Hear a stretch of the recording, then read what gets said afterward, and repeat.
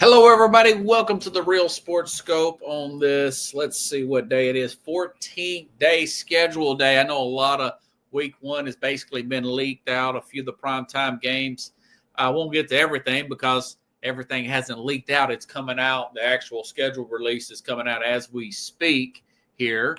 But got a great show with you for tonight, folks. Got a great show with you for tonight. Going to talk about the draft lottery.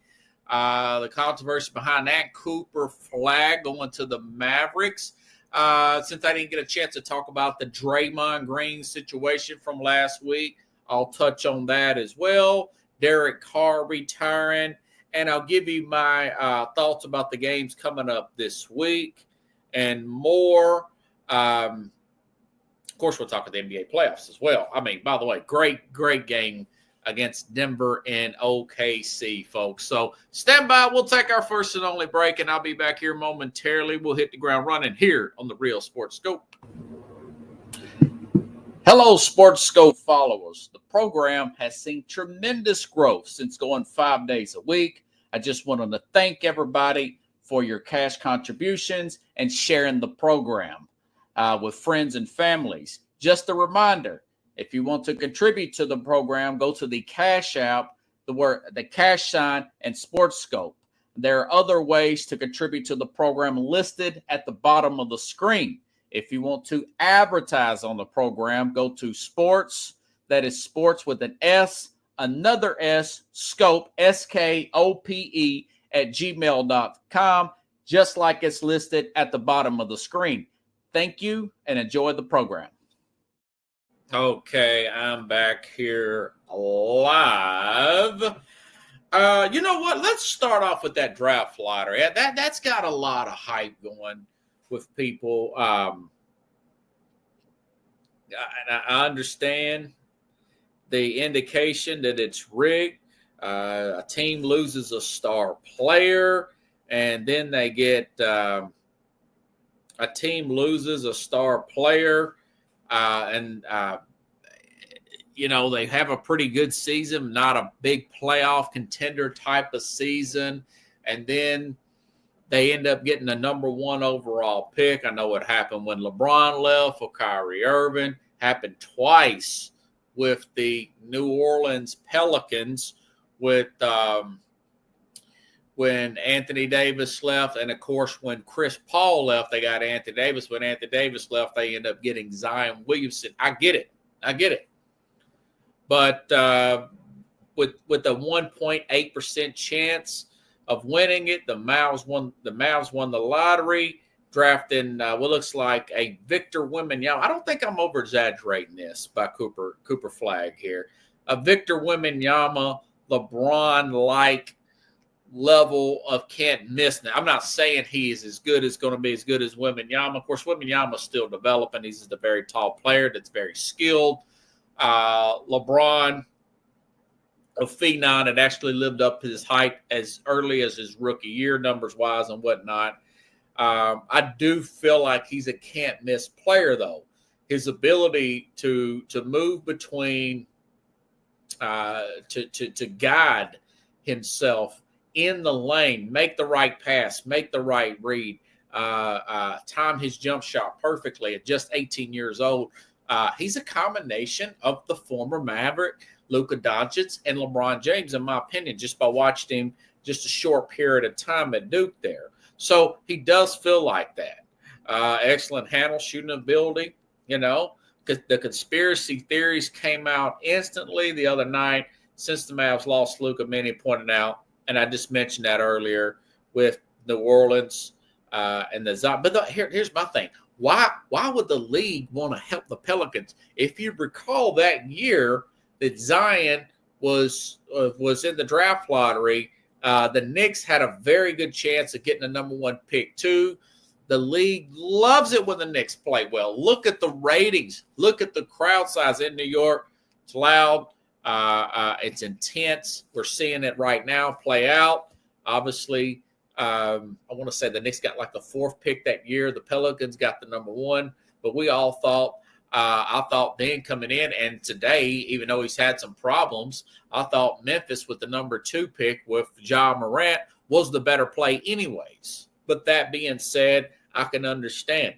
But look at teams like Utah. Utah was a very popular team under John Stockton and Karl Malone. But listen, here recently over the last few years, they lost 2 superstars. They didn't get the number 1 overall pick, Rudy Gobert, and of course, Donovan Mitchell. They had the worst record this particular year, and they're picking 5th. They're picking 5th here. So it's just, it's hard to make that. It's just hard to make that argument. The Knicks, hey, they lost Pat Ewing. There was some controversies about the drafting of Pat Ewing back in 1985, frozen envelope or whatever. But they lost Ewing. I don't remember them getting the number 1 overall pick. They struggled for years. So it's just not as consistent. Heck, the Magic in 1992 and 93 won it twice. There was no real big. I mean, why would you want to put the superstars in Orlando, Florida, or David Robertson and Tim Duncan being the number 1 overall? Why would you want to put it in San Antonio? The ratings are terrible. If you wanted to fix the league, you want to put it with the New York teams, with LA, Boston, Chicago, with the number 1 overall. Remember, Portland got the number 1 overall pick the year that the Bulls end up taking Michael Jordan. Now, all that being said about that, yes, the optics do look bad. I do agree with the masses on that. Why are you not showing the ping pong balls on TV like you used to? I want to say they stopped that in 2019. Say it's not good TV. But look at the ratings decline in the NBA between all the tanking, or not. Well, yeah, maybe not. Well, I guess you could say tanking, but with all the load management, with coaches lecturing us on political politics, with all the 3-point shooting, and all that good stuff, and players coming in out of shape, they're letting the players play more physical because that is helping the ratings in the playoffs. So why wouldn't they try to rig the lottery to help a team like Dallas? That's in the middle of the country, a good market. I can understand. I can see the motivation behind that. So, Adam Silver, yeah, you got to bring it back. You got to televise this thing again. You got to show them load the ping pong balls into the machine. I know media people were present during this. I don't think it was rigged because I know too many people know about it. Somebody would have an axe to grind. Somebody would snitch off the NBA. It just doesn't work that way. I'm familiar with the referee thing and the Tim Donaghy issue going back 20 years when that Kings and Lakers series, saying that they wanted to call the series a certain way. Yeah, I mean, I believe there's some truth to that and whatnot. But rigging a lottery system like that, there would be major lawsuits. People would get fired. There could possibly be criminal charges there. So I just don't believe.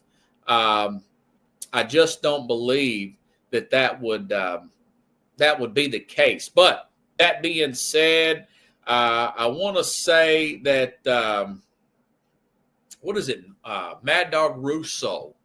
Mike and the Mad Dog. He's on ESPN now, long time in New York. Mad Dog Radio, and he does XM. I know he does ESPN, does a little bit of everything. He says, listen, why don't you just have the top 4 teams get in the lottery? Well, the top 4 teams do the lottery for the first 4 picks or something like that. He was on the Dan Patrick show. Maybe you can have the top 4 teams play each other, and the team in like a tournament at the end, the winner gets the number 1 pick. And then from so forth, they rank them 1, 2, 3, 4 that way. I think that would be an interesting way to do it, other than trying to prevent tanking.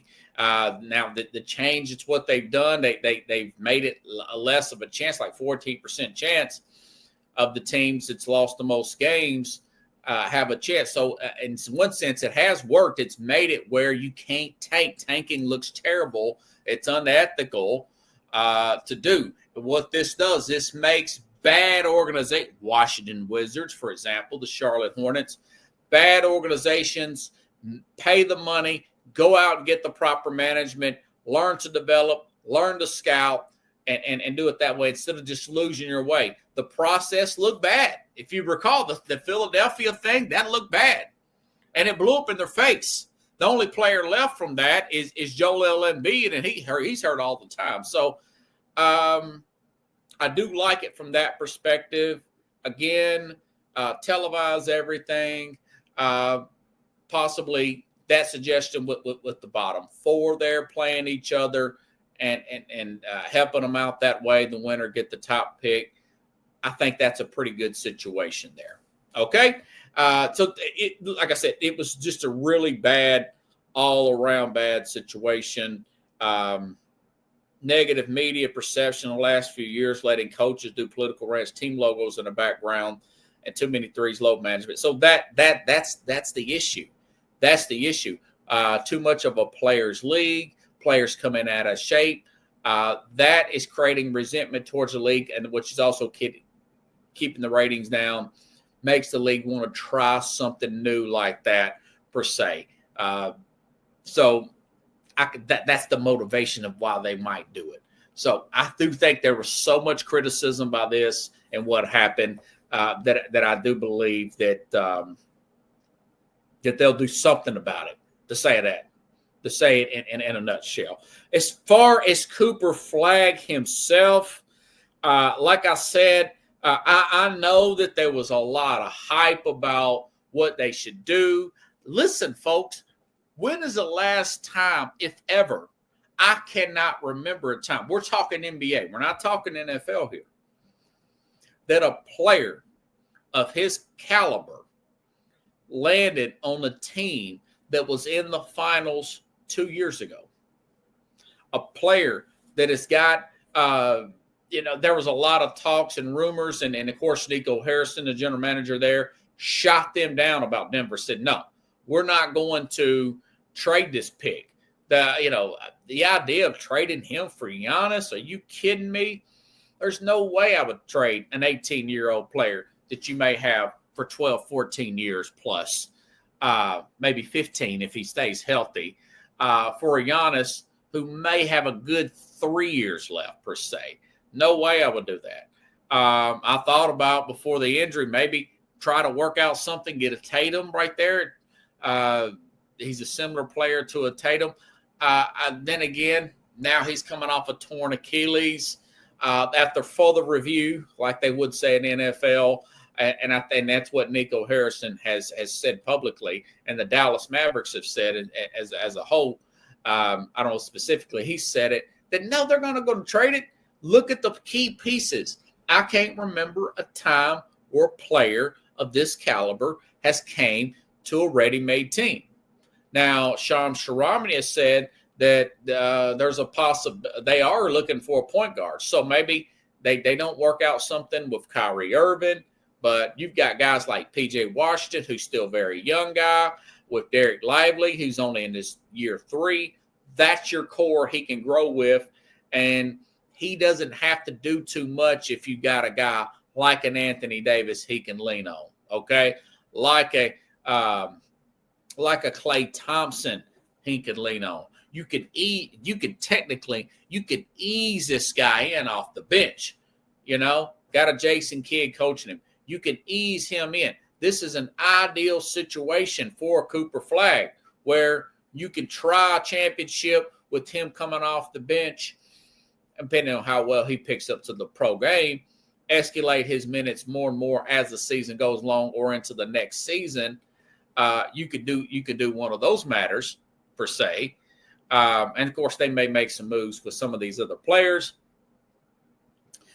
And then you can transition from AD, Klay Thompson, and Kyrie, move off all three of those guys. You'll have some salary cap, and then you can build P.J. Washington. You'll have a year 3 of a Cooper Flagg there, kind of a transit. This is called ideal situation. This don't normally happen. 1.8% chance of this actually happening. This is huge for Dallas. I think this guy, Nico Harrison, not getting enough draft picks aside, has been a pretty good general manager, makes some really dicey moves. He is drafted well. And my dad used to tell me the harder you work, the luckier you get. So I do think there was a little bit of luck there. I do not think this thing was rigged. And I do think that they did the right thing so far, saying, listen, we're going to draft the flag and we're going to keep him and grow this team as is with that number 1 pick. That was really cool and exciting. Okay. Now, I wanted to go with this Draymond Green thing. A lot of this stuff ties together. It's part of the criticism of the NBA, where it's so much of a players' league.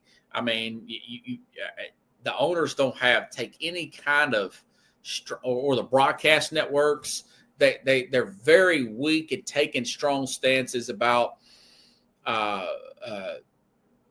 getting players to be more professional and whatnot, and people just saying crazy stuff. Like I said, you've got coaches doing political rants here. You're writing all this woke stuff on the course. Now they got rid of all that and stuff. They finally did something about load management. They had to adjust the season as far as getting awards and whatnot. You had to play 65 games and whatnot. But you just got this lack of appreciation and gratitude from guys like Draymond Green. That's a major turnoff here. He wants to play, and I know that this is went along in the political landscape. You've got opportunists use this, and you got people from ESPN, media personalities. The blacks are victims no matter what the situation is. Last week when Steph Curry went out with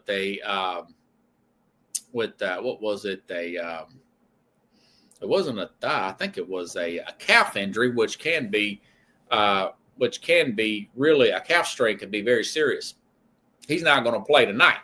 So I think it's probably over for him. But the first game without him, which was last week, Draymond Green is doing typical Draymond Green things, flailing, hitting a player. I think it was Naj Reid or whatnot, in the side of the face, like he's done many times. I'm going to play a montage. And they stopped the game. The referee, also a black guy, looks at it and says, he looked at it a few times and said, yeah, that was a foul. Said, we'll tee him up. That's his 5th technical. 1-2 more. He's going to get suspended a game just like he did back in 2016 in the playoffs that triggered that comeback for the Cavs. If not, Steph would have 5 rings right now instead of 4. So this is Draymond Green after it happened, going to the victim card. Very weak, even for a Draymond Green type. Listen to him after the game. I look like the angry black man. I'm not an angry black man. I'm a very successful, educated black man with a great family. And I'm great at basketball. I'm great at what I do. The agenda to try to keep making me look like an angry black man is crazy. I'm sick of it. It's ridiculous. And people are sick of hearing that. I will say this, that primarily felt on deaf ears with a lot of the media, except for the Athletic try to write a story and say, which is now owned by the New York Times. You see where the division comes from with their agenda and whatnot. But here's the thing. I was looking at this on the X app. This was last week when this was fresh, and it had like 1 or 2 likes and 1 or 2 think about it, with the power of the New York Times, 1 or 2 reposts instead of thousands. It was just people were so over Draymond Green, and of course Steve Kerr gave a mild, well, he just got he's playing on the edge. He didn't even comment about that part. But Draymond Green has a reputation of being a, quote, dirty player, this flat out dirty player. I found this off TikTok. Look at some of the montages. Here's a montage of Draymond Green over the years, and now him trying to play the victim card. This is very Ron Artest, Dennis Rodman, Bill Laimbeer, going back to the 80s type of play. Here we go. Check it out. Poked him in the eye.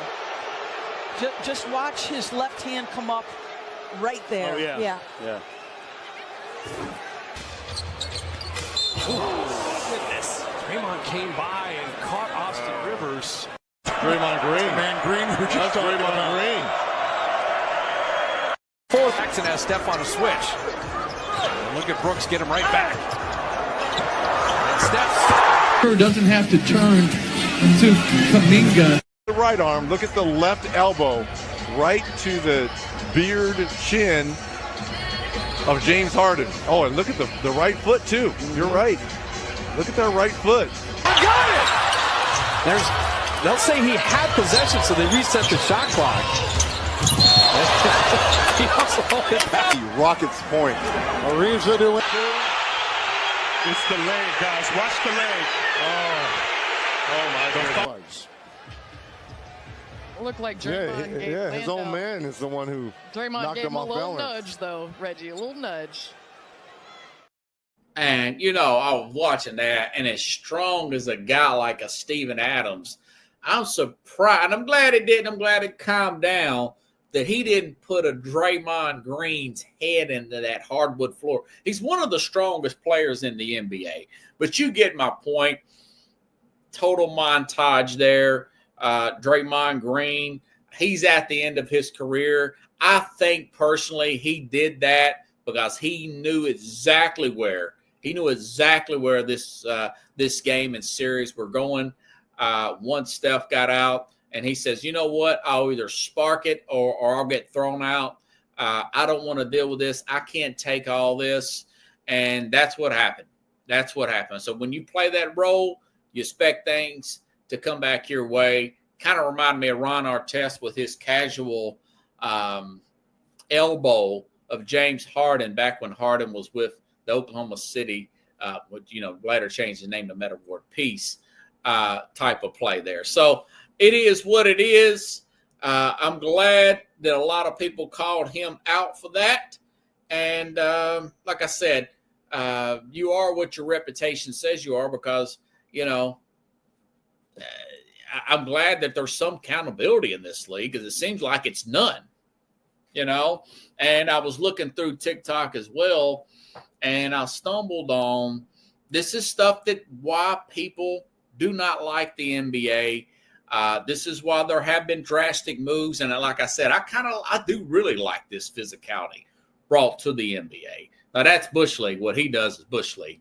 But as far as like the physicality, as far as the Detroit with the Pistons and the Knicks this past series, love that physicality. I think it's great as long as it don't go too far to get some Draymond Green type of play. But, we talked about the Luka Doncic stuff, just the lack of respect for the game. And here's a clip here I'm about to play here of Magic Johnson. Magic Johnson saying, listen, these guys aren't coming in out of shape and they're getting injured. Listen up. Poked him in the eye. There's two things that hurt. It's hurting the league and hurting players, and they don't even know it. They shorten training camp. That's why we have a lot of injuries. They don't want to work that hard. Okay, that's why you get injured now at the start of the season because your body is not in 100% condition. You're not in top physical shape like we were. Mm-hmm. And so that has hurt. And then I was with Michael Jordan, and he says, Irvin, I don't know why these guys, because if you look at his record, he almost played every game like 5 or 6 times throughout his career. He didn't miss one game. He played in every game. We wanted to play in every game. Yeah. Even for me, I love the NBA game, but then I turn on to a game, right? And then the stars are not playing because of load management. It's hurting the game. Yeah, he played hard, had a great attitude, brought it in the playoffs, brought it in the regular season, and that kind of grit, that's what we got to get back to in this league, And you could see all those players, Anthony Davis coming in out of shape, Luka Doncic, one of the biggest ones now, coming in. Hopefully, if this don't motivate him getting traded to the Lakers, nothing will motivate him. And then on top of that, they end up getting the number 1 pick. So I'm glad guys like Barkley, we know Barkley on TNT saying a lot of this stuff. Now you got guys like like your Magic Johnson. And, of course, now we've heard that Michael Jordan's going to – I don't know how much he's going to be on there. But next year when the NBC gets the NBA back, he's going to be a special contributor there. I'm sure they'll bring him in on some of the big games. Not too many, but I'm sure like for playoff situations and whatnot. He's a pretty honest guy.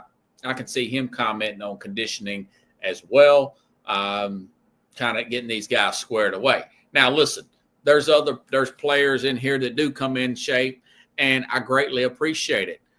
For the most part, LeBron's one of those guys. Much as I don't like LeBron, he does come in out of shape. The late, great Kobe Bryant always came in shape. LeBron in shape, for players playing now. But you got to get more of that. You need more Joel Embiid coming in shape, per se. Okay? So kind of tying all that together. But, as far as getting over a problem, the first step to getting over a problem is admitting you got a problem, per se. Okay? But anyways, to the games themselves, folks. Again, with OKC, Denver, as I predicted, I thought Denver would wear down late. Speaking of guys, and I love Joker, but he doesn't look like he's in the best shape in the world. He is a great player. He's very coordinated. He's gotten better shape over the years. Don't get me wrong. He was a second-round pick. That's probably one of the reasons, because he didn't look like he was in the best shape in the world. But they come up short. Had an 8-point lead at one time, 9-point lead with the best player in the world, with Aaron Gordon and with Jamal Murray, and they still couldn't do it. They're going to have to find a fourth player. They're going to have to find a younger version of a Russell Westbrook to come off the bench and help them. I still think, plus they'll get a new coach next year. They're on an interim coach right now. I think things will be okay. OKC kind of reminds me of a young Boston team a few years ago. You guys know I'm a big fan of Sam Presti. Gets in and out of. By the way, never got the number one pick. They've got a great team. So the number one pick don't mean everything. Never got the number one pick. Remember, Durant was a number 2 pick. I think Westbrook was in the top 5, if I'm not mistaken. So 81% chance that OKC will win that series now after winning late. They didn't win early, but they won late, and they did win last night. Great game. Just watched it on recording here just a few minutes ago. Now, as far as the Knicks Knicks in Boston, Knicks have been more consistent ball movement since Game 2 of the Detroit series. I noticed that Jalen Brunson's shooting is going down, passing going up. It's like they heard me talk about them. This hero ball that they were playing in the first few games of the series, and a lot they've done in the past with Jalen Brunson, taking too many shots, not getting everybody involved enough. Now they could still get better. This thing could still fall apart, but I got to give credit where it's due. I think I said this the other day, but I'll say it again. If I didn't say it, you're hearing it for the first time. The bigs, forget about everything else. Well, I know about Tatum's injury, but that's really unfortunate. I think he'll bounce back, by the way. But the bigs have outplayed the bigs for Celtics. Mitchell Robertson and Karl Anthony Towns have outplayed Kristaps Porzingis. He's got some kind of viral issue that he's been getting over since a few months. He needs to go see a specialist or something. But viral infection that's been bothering him. 38-year-old Al Horford versus Mitchell Robertson. 100% now. Look what he looks like. Man, was he a big boost once he came back for the New York Knicks with a Karl Anthony Towns. Love their chemistry right now. Playing really well. These guys have really, really played well in the last few games, and it shows up consistently. And, of course, insult to injury.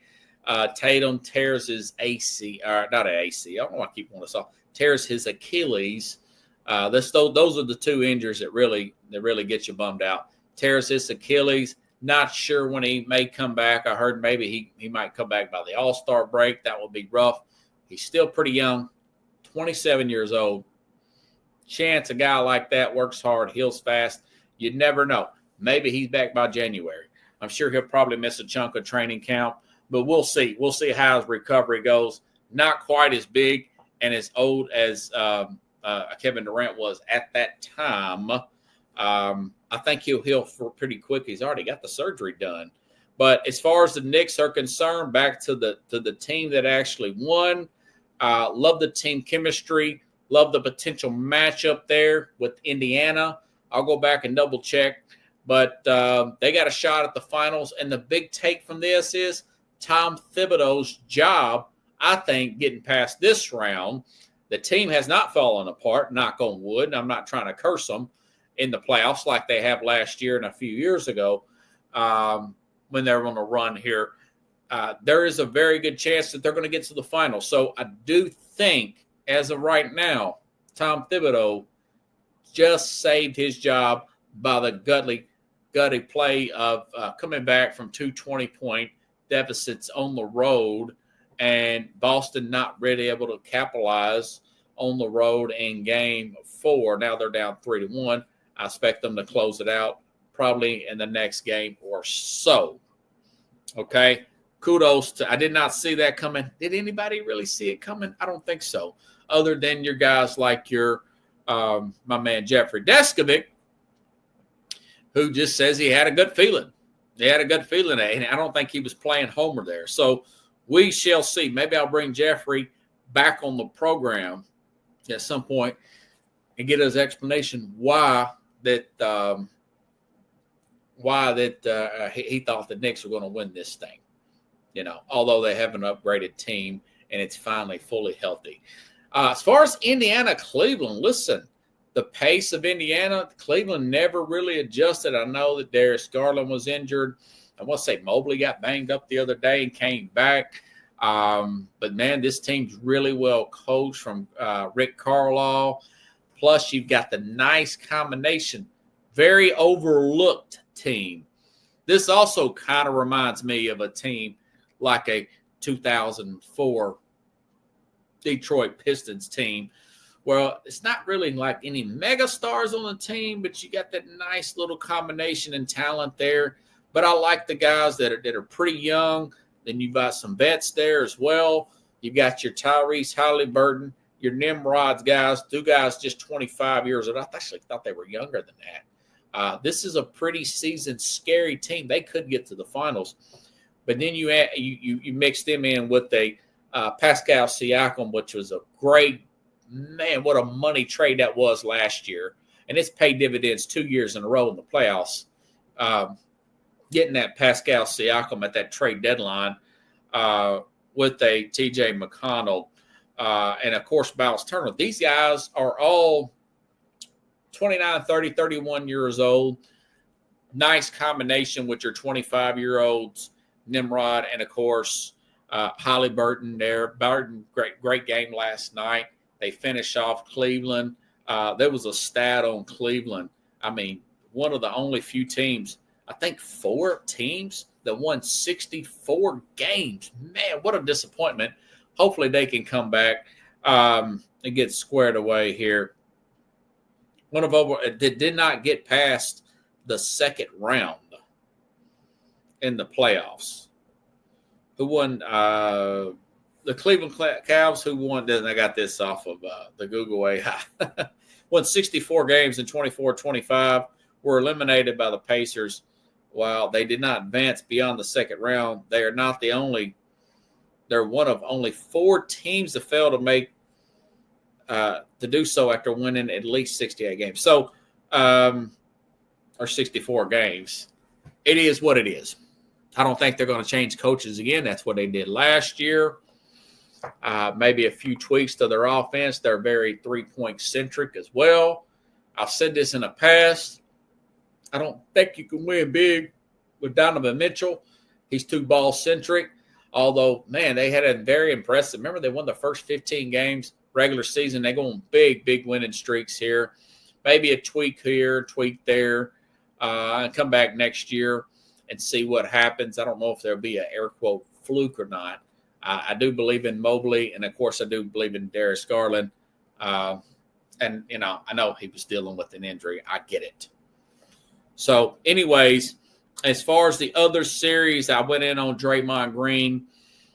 Minnesota, this looks to be another 5-game series here. Look at Minnesota, who played in the Western Conference Finals. They're 1 game away from playing again in the Western Conference Finals with just 2 5-game series there. Not the most talented team in the world, but the team that's got the less wear and tear in the playoffs, if you think about it, because they've got 2 5-game series when you're playing a team that's going, 6-gamer there, a pretty rough 6-gamer there in this Oklahoma City, having to play a Denver team. So, and they're very young, 22-year-old guys. Now, I know SGA for OKC is it's like, 26, 27. He's a little bit older there. But still, Holmgren's very young. Jalen, all those guys, pretty young team. That being said, let's see how it plays out. I have to dig more into that here in the next game or so. Of course, both teams have to close it out. Both teams look in good shape to play each other in the Western Conference Finals. So we'll see how that one plays out. Very impressed, though, the way Minnesota has played. Kind of thought that it would play out that way, per se. All righty, then, to the NFL. Just a quick take here on Derek Carr. Speaking of injury, someone brought this up the other day. He was never really 100% the same guy after he broke his fibula back in December 2016. Had a borderline MVP season that year. Still had some moments here and there. Looks like that he's a very loyal guy. That got the best of him. Loyal, very familiar. Wanted to work with Dennis Allen, and that was a former Raiders coach. I was talking about his fibula when he broke back with the Raiders. I think they had like the 1 seed at one time. They had a very high seed, and of course, with the bad organization, traditionally bad, like the Raiders have been since Al Davis in his later years, and of course Mark Davis. Now he's decided to go ahead and do this shoulder surgery. Wants to take this year off. He's stuck with a team like the Saints that ain't going anywhere. They're busted on the cap. He didn't want to have to take a year, rehab, and then push his way out of town. I can see him just want to retire. I think he was a good, solid quarterback, not a great quarterback. Never really been on a great organization, a great team that showed great character throughout the years. Maybe he gets into commentating. Who knows? Carr was a good player. He was a better player than his brother, who's the number 1 overall pick. Remember, Derek Carr was a 2nd-round pick with the Raiders there, So I think he had a good career. Thought he could have had a great career looking at him at times. But we'll see how this thing plays out as far as the Saints. I think if they don't do nothing this year, and I don't think they will, they're going to be in the market probably for quarterbacks, depending on what they do with the players that are on the roster. And I can't think of that guy's name right now. I would say it, but I don't think the 4th-round pick from the year before last is going to do anything with the same. Maybe the guy from Syracuse wins the job. I know they got a new coach here. But the truth of the matter is Mickey Loomis needs to bust that team up. And like I said, at the end of last year, I would have fired him anyways because he should have blown that team up years ago and get their cap situated. They've been over the cap since Drew Brees left. We're talking 3 or 4 years from now, 3, 4, 5 years, going on 5 seasons with them being the worst cap situation in the entire NFL. So the Saints are starting to look like the Aints again. Kind of wish that owner would just sell the team. She seems very passive, just my opinion. So thought that was the thoughts there on Derek Carr. Now, as far as the NFL Week 1 I guess that's I can comment on that. As far as the week 1 schedule league per se, I really didn't like the Dallas playing the Eagles. I thought maybe the Eagles would play. They would play maybe the Commanders because they played them in the NFC Championship game, or perhaps redo the Super Bowl, maybe redo the Super Bowl with Kansas City, or play Buffalo to have a big out-of-conference game to start the season here. But that's not going to happen. But after further review, thinking about that game, I thought to myself, well, Dallas has, the fact that they're paying Dak Prescott $60 million, they're going to have depth issues. They've got George Pickens on this team. They've had to upgrade their offensive line. Well, they've had to patchwork, upgrade is not the right word. They had to use the first-round pick there to fill in for Zach Martin, who retired, their best offensive lineman, probably a Hall of Famer. The fact that they're playing early, so that'll be a pretty good early primetime game. They'll have a chance to win it because they'll be healthy because it's just week 1. Now, unless there's obviously, training camp injuries, it's about a 7-point spread there because it is the divisional game. You would think, man. But that'll be a pretty good game, actually, the more I thought about it. When I first looked at it, I was a little upset, but that'll be your Thursday night game. The TV people cannot stay away from the Dallas Cowboys. There's such a good draw, per se. So that'll be an interesting game. Now, I tell you what, this game right here, it's going to be on YouTube TV, and I think it's going to be free. Now, this Chiefs-Chargers game, that's going to be, remember, O'Ron Merriman, whatever his name is, the new running back there out of Carolina, Najee Harris. The Chiefs are going to have the Chargers are going to have a very good shot to knock this Chiefs team out. And, of course, you're going to give Andy Reid all summer to prepare for this. Did not like the offseason of the Kansas City Chiefs. A lot of patchwork there. Remember, they let Joe Thuney go on that offensive line. They still had issues at left tackle. We saw them get smoked in the Super Bowl. So it's good to see. And they're going down to Brazil just like last Friday. Hopefully, we'll all get to see it. I think this game is going to be free on YouTube. So this is the Friday of week 1. The Friday of week 1 in Brazil, Chiefs, Chargers. I don't understand why he's wanting to do all these divisional games early. Usually the NFL will do divisional games later on in the season. They'll get these wild out like a Detroit and a Kansas City a few years ago. You'll do like last year, it was a good game too. A replay of the AFC Championship. You had a Baltimore, Kansas City type of game. I thought that was really good. Remember, that was a tight game come down to the last play there. But they're doing the whole divisional thing this year. Same thing here with the Bengals and the Browns.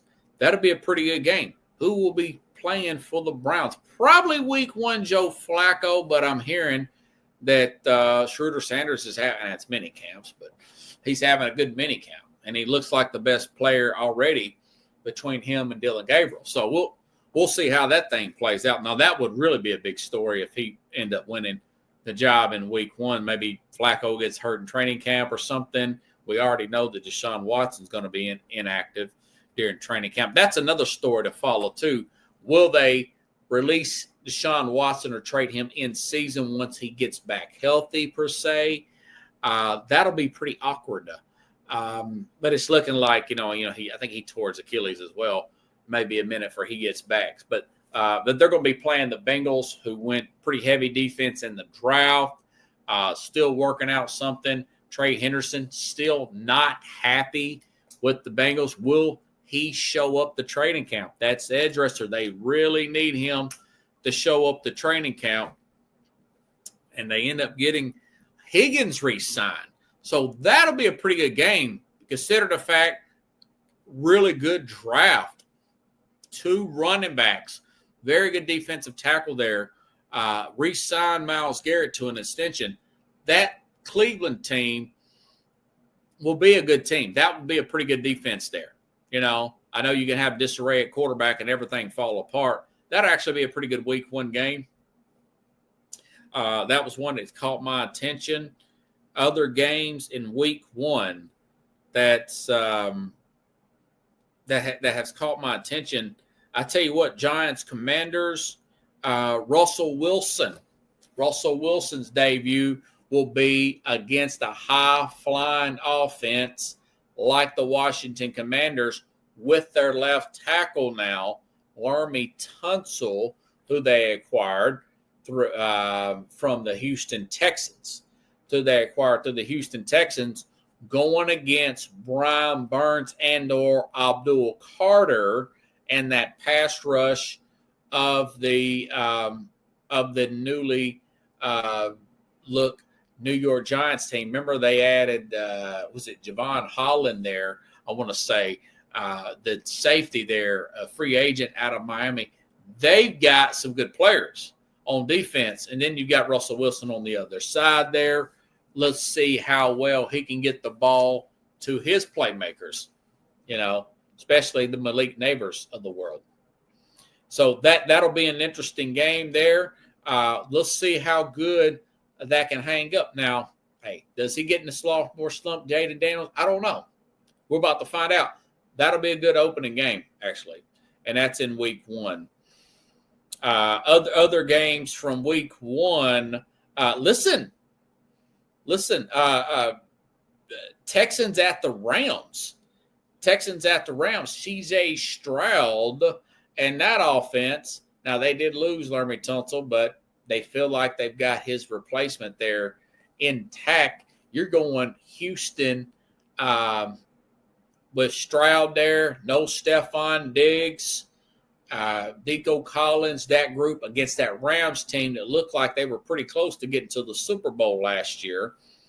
On that fast track, that'll be an out-of-conference game. That'll be a good, possible high-scoring game with excellent quarterback play between Stroud and Matt Stafford, who's also got his new contract.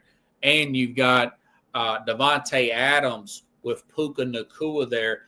That's going to be interesting. Now, right now, I'll probably take the Rams at home, folks. Sorry, Texans fans, on that particular game. That'll be a good one. Just going over week 1, folks. Listen, the Titans here out of Nashville. Titans in Denver playing in week 1. You've got first-year starter Cam Ward. Brian Callahan's already implicated. He's already let it be known that he's going to implement some of what Miami's doing. Of course, he'll add his own, stuff that Cam Ward feels comfortable with. He's going to add some more of what Miami done that Ward was successful with to the offense. Now, that's a Andy Reid type of move. That's what he does with his players. So you're going to get him see him play on the road against a Denver team and second-year Bo Nix. They made some upgrades on the defensive side. They made some offensive upgrades as well.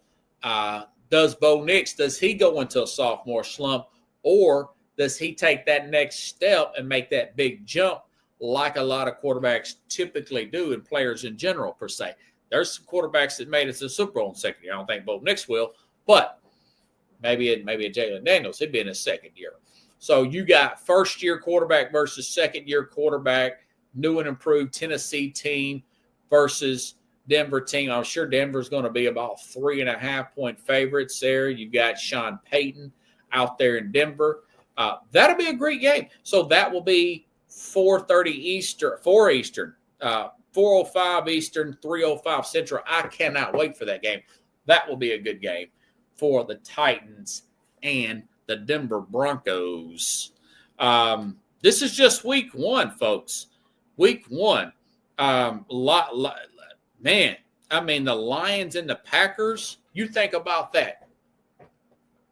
Lions got new offensive coordinator, new defensive coordinator. Now, they still have a loaded roster. You got the first-round pick out of, I want to say it was out of Texas there to add to that wide receiving core there with the Green Bay Packers. The real question was Jordan Love more of a 10-game sample size from a middle of the year before last throughout the playoffs into some games last year? Or is he just an up-and-down quarterback that looks good so often? We'll see. We will see. We'll see if was that a flash in the pan. Is he a hot and cold guy? Is he just a cold guy? Was it just injuries that he was dealing with? We'll find out. This will be a good game. This would be a game that if you're Green Bay and all the familiarity with that staff and that young talent, look how Green Bay looked before Watson, before Love got hurt last year. And they had the Eagles on their heels in week 1 last year. Remember that Brazil game? The field was real slick. They need to check that out this year before they play again in Brazil. Hopefully they won't be at the same stadium. But anyways, I digress. That will be a good shot for Green Bay to get an early one on Detroit because they lost both of their coordinators. May give them may take them a little bit of time to get implemented. If I'm the Lions, I would not want to play a strong conference opponent like the Packers. I'd rather play a much weaker team at a division per se. I can't think of anybody that's super weak right now. Maybe playing Saints. I was just talking about them. Just talking a little bit of week 1 match. Week 1's going to be very good. Very good.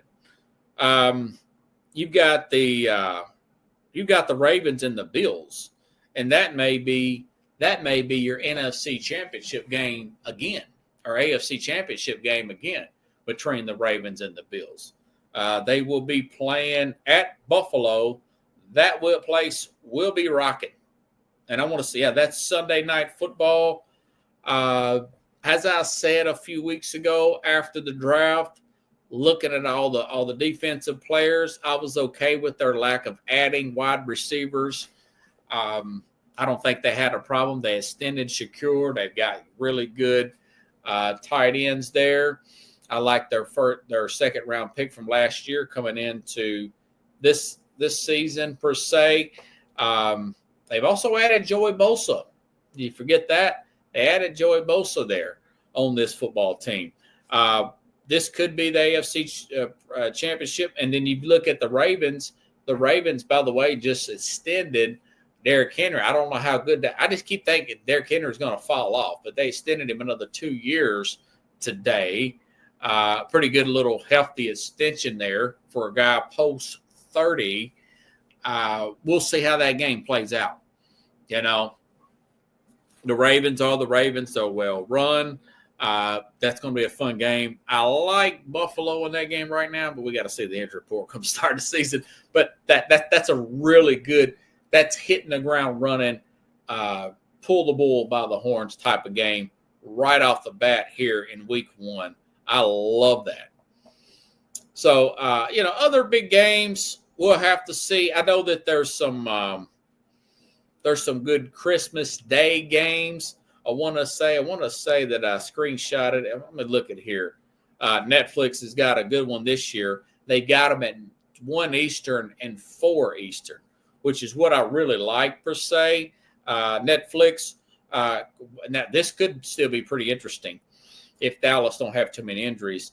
Dallas versus the Commanders at 1 o'clock Eastern, and then at 4:30 Eastern, which would be 3:30 Central. The Lions and this is Christmas Day, Thursday. So the Lions will play back to back. The Lions will play the Vikings. Okay. The Lions will play the Vikings. So that's some pretty good games there now. Obviously, we're looking at it on May the 14th. There could be injuries. These could be garbage games. The teams that we think may be garbage games may be good games. I remember looking at the schedule last year thinking the Commanders game will just probably be okay to mediocre playing against the Bengals on, I think it was like Monday night or something. And the Bengals could not stop that Commanders team. I mean, Daniels was rolling up and down the field. I think it was Monday night. And I thought, is their defense that bad or is this guy that good? And it was a combination of both.